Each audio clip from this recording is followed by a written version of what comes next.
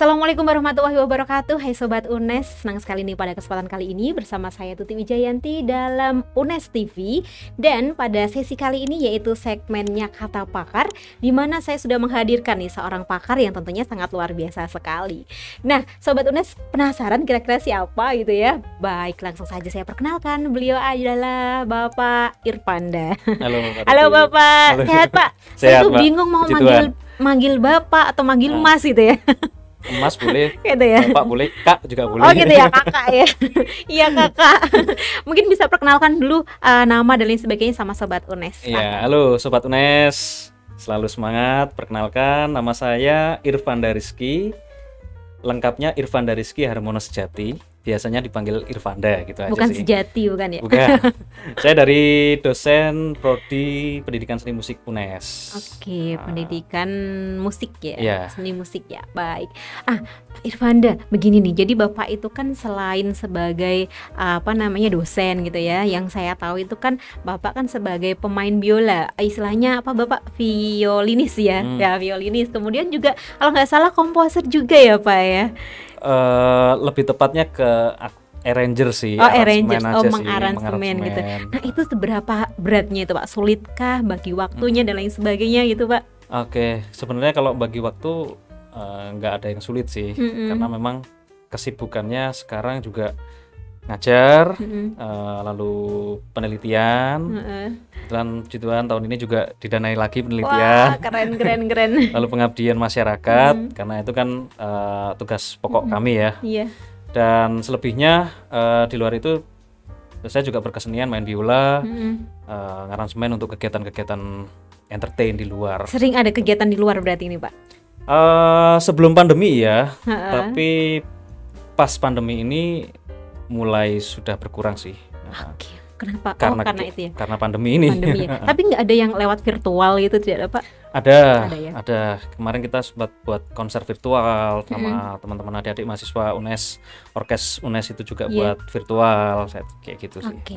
Pak, ini kan kita mau bicara tentang musik nih. Nah, mungkin bisa dijelaskan musik itu yang seperti apa sih? Kayak gimana cara membuatnya, jenis-jenisnya kayak gitu mungkin, Pak. Silakan, Pak. Seperti apa tuh, Pak? Ya, jadi ya musik itu ya sesuatu yang sudah sering kita dengar ya. Sebenarnya kita sudah dengar itu sudah lama. Ada yang ada berbagai macam, ada yang musik vokal, lalu ada yang musik instrumental, ada yang band, ada genre-genre musik yang lain juga. Dan musik vokal itu ya biasanya cuman vokal aja tanpa iringan. Oh gitu. Tanpa iringan, paduan suara kapela seperti itu. Yang kalau musik instrumental, lagu yang dimainkan dengan instrumen kayak saksofon, piano, biola seperti itu. Oke. Nah, Pak, jadi begini, saya tuh sering sekali nonton di YouTube kayak gitu ya. Terus di kolom komentar itu sering sekali netizen itu berkata bahwa lagunya nggak enak nih, musiknya nggak enak kayak gitu. Nah, lagu yang enak itu yang seperti apa sih sebenarnya, atau yang bermutu? Ada yang bilang ini nggak bermutu banget nih kayak gitu. Nah, itu tuh sebenarnya enak nggak enak seperti apa, bermutu sama nggak bermutu tuh yang seperti apa sih, Pak? Sebenarnya semua lagu menurut saya ya itu ada mutunya, bermutu. Artinya begini, orang mengatakan ini tidak bermutu, ini bermutu, itu mungkin dari sekarang bahasa atau lirik yang digunakan di dalam sebuah lagu itu gitu. Jadi kalau dulu lagu itu mungkin liriknya sangat mengedukasi, ya kan, lalu tema-temanya tentang alam, tentang cinta pun juga bahasanya bahasa-bahasa yang sudah sudah bagus gitu ya, seperti syair-syair seperti itu. Cuman karena sekarang juga eranya sudah era milenial, nah akhirnya muncullah bahasa-bahasa milenial yang digunakan di dalam sebuah lirik lagu. Nah itu akhirnya ada yang mengatakan bahwa ini lagunya nggak bermutu, liriknya kok seperti ini gitu ya. Nah, itu jadi ya karena mengikuti era aja sih. Dan kadang itu malah ini ya Pak ya, ditiru oleh anak-anak kecil yang kadang itu harusnya bukan untuk anak kecil juga gitu betul, ya. Yang itu juga dianggap kurang mengedukasi. Nah gitu betul, ya. itulah yang kadang itu yang kurang kita, karena memang seni itu kan bebas Pak ya. Orang mau berkarya itu bebas. Akhirnya yang sebenarnya belum waktunya anak-anak ya mungkin mendengarkan bahasa-bahasa atau lirik-lirik yang terlalu vulgar. Nah, akhirnya walaupun si anak itu mungkin juga belum tahu artinya. Nah, gitu. Tetapi ketika ini diperdengarkan terus-menerus, anak menjadi semakin lama semakin gitu ya? hafal, nah, gitu kan, semakin hafal. Nah, gitu. Nah, yang sangat apa namanya ini ya, sekarang ini yang sangat memprihatinkan itu lagu anak, Mbak. Nah, sangat lagu jarang anak ya, Pak? itu sudah nggak banyak kita ketahui ya. Kalau dulu saya masih kecil, mungkin Mbak Tuti tahu kalau Trio Wek Wek, Oh iya, itu Cikita kesukaanku, Medi, itu iya. kan waktu itu Mengajarkan, populer sekali iya, gitu loh. dan lagu-lagunya juga kayak ada beberapa ilmu pengetahuan yang bisa kita dapat tuh. Iya, Kayak gitu kan. iya kan, mengedukasi gitu loh, mengedukasi. Dan sekarang kita nggak pernah denger itu. Jarang ya, Pak ya, Jarang. jarang ya. Di mana komposer lagu-lagu anak nih sekarang nih gitu. Tugasnya Pak Irfandan ya. Nah itu ya. Nah, baik, terus begini nih Pak, kaitannya dengan lagu gitu ya. Kan ada yang mengatakan tuh tadi ya, bagus tidak berkualitas sama enggak. Nah, berkualitas, standarisasi dari berkualitas itu apakah harus selalu enak didengar begitu? Kan sebenarnya juga enak sama enggak enak itu perspektif orang kan juga beda-beda ya, Pak ya. Nah, itu tuh yang seperti apa sih yang berkualitas itu, Pak? Iya, kalau yang berkualitas itu, kita masalah kualitas itu otomatis ke selera. Karena setiap komposer, setiap pencipta lagu itu punya idealis sendiri-sendiri. Gitu. Nah, kembali lagi seperti komposer-komposer musik kontemporer. Nah, otomatis mereka juga punya penikmat musik kontemporer yang tidak semua orang bisa menikmati ya? Seperti itu. Musik dangdut, ya penikmatnya musik dangdut gitu. Tapi musik orkestra, lagu-lagu klasik, ya penikmatnya pasti orang-orang yang suka klasik gitu. Iya, benar. Kalau saya sebagai orang musik dan juga dosen, saya menempatkan diri untuk saya tidak fanatik terhadap satu genre lagu gitu. Karena apa? Karena di sini saya juga sebagai dosen dan peneliti gitu. Jadi saya suka denger dangdut, keroncong, campur sari, klasik, apapun itu. Bahkan mungkin harus bisa dan tahu semua jenis genrenya gitu ya. Iya, paling tidak itu. Gitu ya. Karena nanti setidaknya juga mahasiswa kan beragam juga ya, Pak ya. Betul. Kesukaan mereka gitu. Jadi ya, masalah Pak, kualitas, berkualitas dan tidak kualitas itu ya tergantung bagaimana masyarakat menanggapi terhadap karya itu. Oke, karena tidak semua juga punya selera musik yang sama juga. Betul. Begitu ya. Dan pasti setiap jenis genre apapun ada penikmatnya tersendiri. Betul. Gitu ya, punya pasarnya tersendiri. Nah, Pak, jadi begini, saya tuh sering sekali nih ketika datang gitu ya ke toko baju gitu kan, ke mall, ke toko buku dan lain sebagainya, itu tuh sering disuguhkan dengan musik-musik kayak gitu di kafe kayak gitu kan. Jelas. Dan itu selalu berbeda gitu jenis lagunya, seringnya tuh seperti itu.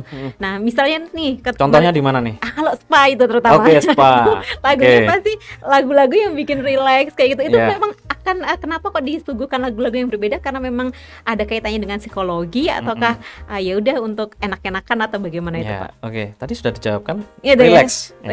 Relaksasi. Otomatis ketika orang datang ke tempat spa, mereka kan ingin spa ya, perawatan seperti itu ya. Pasti musik yang diputar instrumen. Biasanya musik instrumen tuh dengan diputar dengan volume yang tidak terlalu keras, bahkan liris sekali gitu. Iya, ini kayak Pak Irfandan udah sering ini kayaknya. Iya. Sering nganter istri. Nganter istri ya. Kirain gitu, Pak juga, Pak. Jadi supaya apa? Supaya orang memang tujuannya di situ relaksasi. Dan musik ini sebagai penunjang untuk menstimulus otak kita untuk rileks seperti itu. Coba kalau nggak ada musiknya nih, udah suasananya udah beda. Oh iya, kayak malah kayak angker gitu kan. Angker. Sendirian gitu. Banget krik gitu ya. Bahasanya gitu ya. zaman now kan krik gitu. Atau sebaliknya, coba diputer lagu dangdut ya, koplo gitu. Stres nanti kalau udah beda lagi. Kok masuk ruang spa gini ya gitu. Kayak jadi gitu. Relax ya, Iya. Pak. Ke mall. Tadi Mbak Tuti ke mall ya. Ke mall juga sama, kita masuk tanpa ada suasana musik di mall pasti akan sepi banget sih. Masuk beda, orang jalan dengar suara orang jalan tapi nggak ada suara musik ya. Karena itu memang mempengaruhi psikis orang gitu untuk kita Mungkin nyaman belanja, gitu ya. nyaman di mall itu kan ada musik, kita bisa lihat-lihat baju walaupun nggak Iya. beli. Atau kita Iya, kuliner iya, di iya. mall seperti Iya. itu. Ya tujuannya memang seperti itu. Berarti itu memang musik tuh sebenarnya sangat mempengaruhi ya, termasuk mungkin kalau anak-anak muda tuh nembak pacarnya itu lebih Nah. cocok kalau pakai diiring musik juga mungkin ya Pak ya. Nah, mungkin kayak gitu ya. Gitu ya. Wah, Biar lebih main mengena gitar, gitu. nyanyi kan gitu ya. Minta Pak Irfanda nih ngiringin pakai biola gitu kan.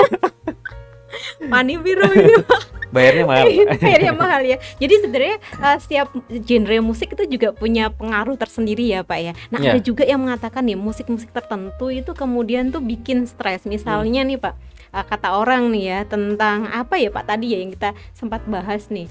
Gloomy Sunday. Ya Gloomy Sunday. Kemudian apalagi reverse atau apa tadi ya Pak ya saya lupa. Nah itu benar nggak sih Pak atau mitos atau memang kenyataannya seperti itu bikin Lagu-lagu bikin stres gitu? stres. Mm-mm. Mungkin kalau lagunya tidak mempengaruhi orang itu untuk stres, Oke. tapi mungkin orangnya itu sudah stres dulu. Oh gitu. Artinya sudah stres Iya kan? duluan mendengarkan lagu itu Lagu gitu ya. itu hanya untuk media saja sih sebenarnya. Untuk musik itu untuk media kita. Ketika kita galau nih ya, kita galau sedang diputus pacar atau pacar kita selingkuh atau Iya. gimana, kita bawaannya mau dengerin lagu yang wah Melo-melo romantis, ya. yang memang galau gitu, yang patah hati itu. Jadi bukan terus ketika kita mendengarkan satu lagu tertentu ini membawa kita emosi kita untuk menjadi stres atau apa. Sebenarnya enggak juga menurut Nggak saya juga ya. Tapi bagaimana lagu ini itu bisa membawa suasana kita gitu. Lagu ini bisa membahas. Nah, ini saya geser sedikit ke komposer ya. Biasanya kalau seorang komposer sendiri pencipta lagu, mereka menciptakan ketika mengalami suasana-suasana yang seperti itu tadi. Wah, sedang galau, dia buat lagu gitu kan. Yang galau-galau gitu ya. ya. Galau-galau buat liriknya. Nah, Berarti akhirnya Pak Irfanda ketika- juga sering seperti itu tuh.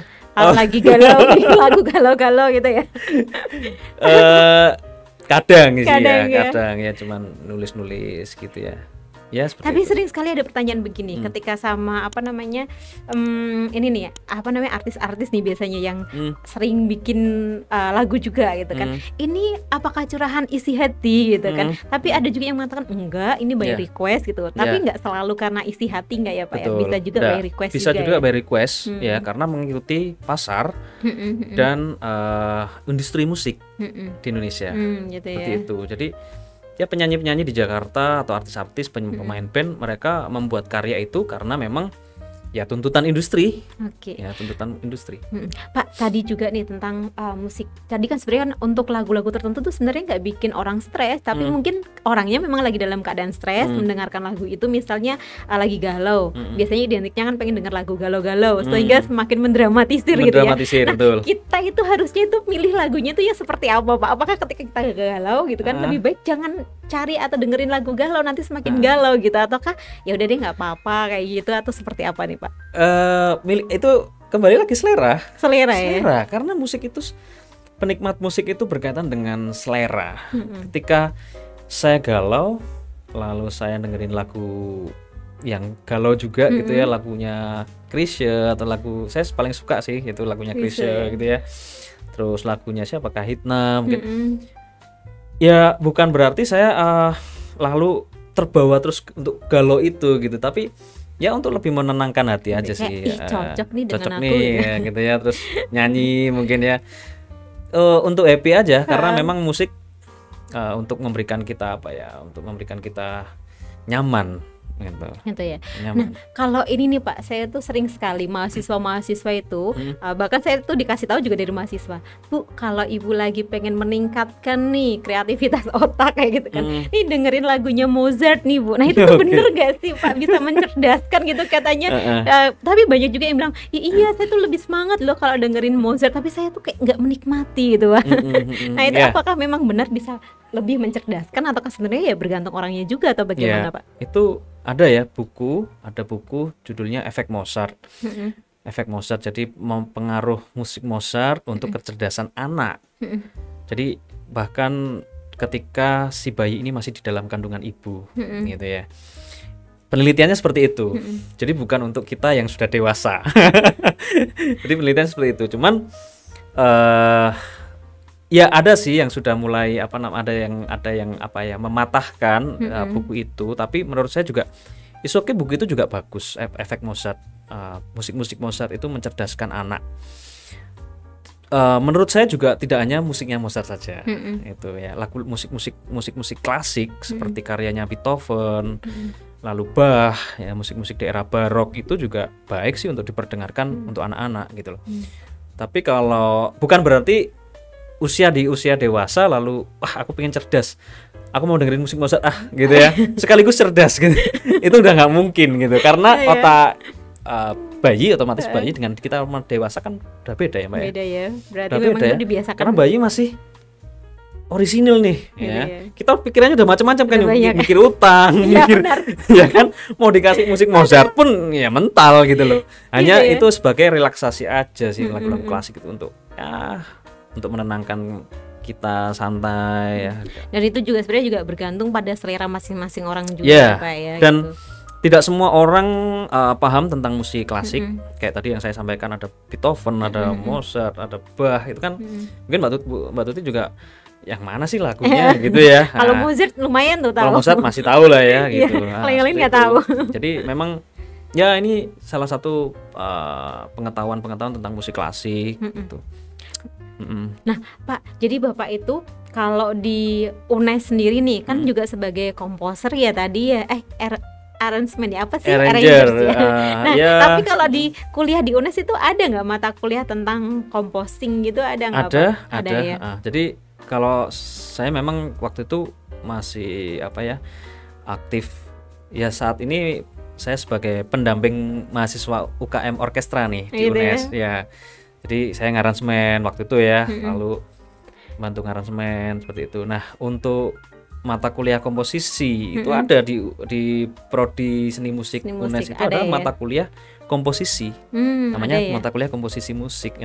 Untuk apa? Karena supaya mahasiswa musik mereka dibekali nih, mereka tidak cuma bisa main musik lalu pedagogik tentang pengajaran, tapi dia juga bisa membuat karya musik. Untuk apa tujuannya? Untuk ketika nanti dia ngajar, lalu paling tidak dia bisa membuat lagu anak. Nah, buat lagu-lagu anak ya, karya-karya lagu anak, lalu bisa diajarkan ke siswa seperti itu. Jadi ada mata kuliah komposisi. Jadi nanti pun lulusan dari seni musik ini juga harus bisa bikin lagu juga ya Pak ya? Minimal mereka bisa buat lagu anak. Minimal ya. Lagu mars, ya himne. Tapi saya yakin teman-teman mahasiswa di UNES sudah belajar itu. Gitu. Sudah pada belajar ya.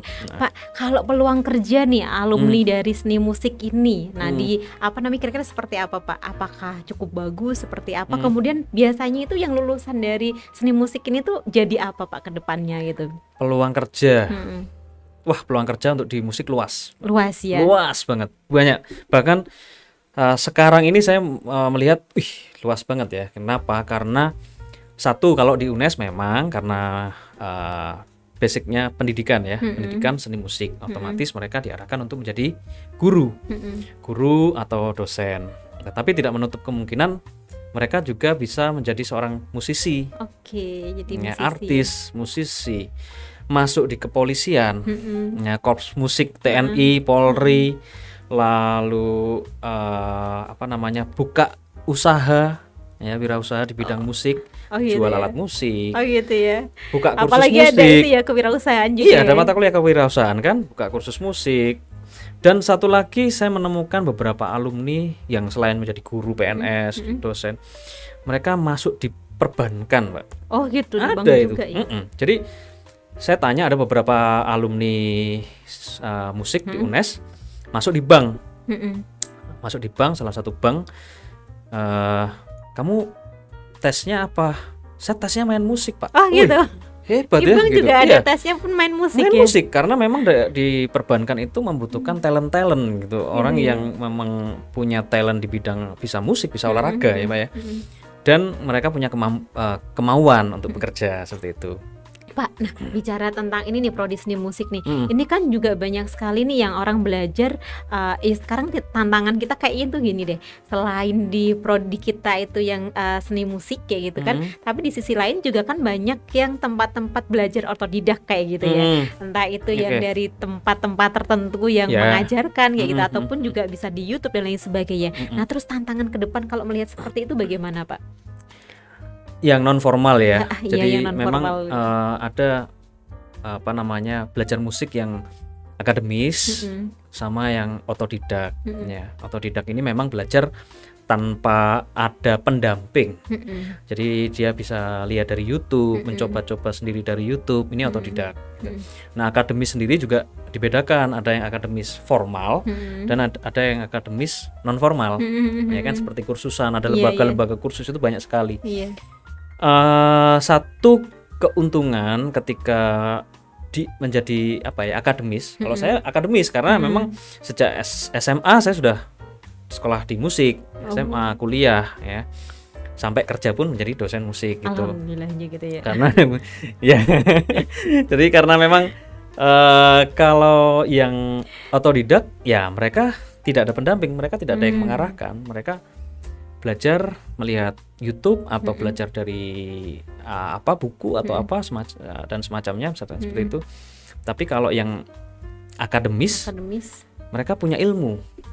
Ya, ilmu itu yang membuat bekal musik dari seorang sarjana pendidikan musik ya, itu benar-benar lebih mendalam gitu, ya, lebih mendalam, seorang ilmuwan musik gitu, tidak hanya sekedar tahu saja main musik bagus, tapi dia juga bisa ngaransemen, dia tahu tentang pendidikan seperti itu. Kalau di belajar musik yang non formal, otomatis kan yang dilatih hanya psikomotoriknya aja, dia belajar praktek gitu. Tapi tentang yang lainnya, tentang ilmu-ilmu yang lain, nah itu yang tidak didapat gitu ya Pak. Tidak didapat.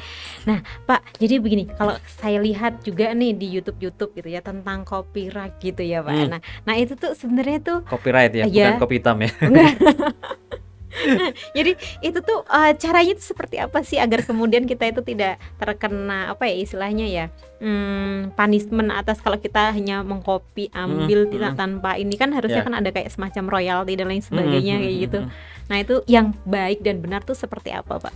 Kalau kita punya karya lalu mau kita copyright kan di YouTube ya, itu udah ada caranya sih di YouTube itu. Jadi prosedur untuk mengcopyrightkan karya itu gitu. Jadi supaya karya kita juga dihargai ketika karya kita digunakan untuk di orang lain seperti itu.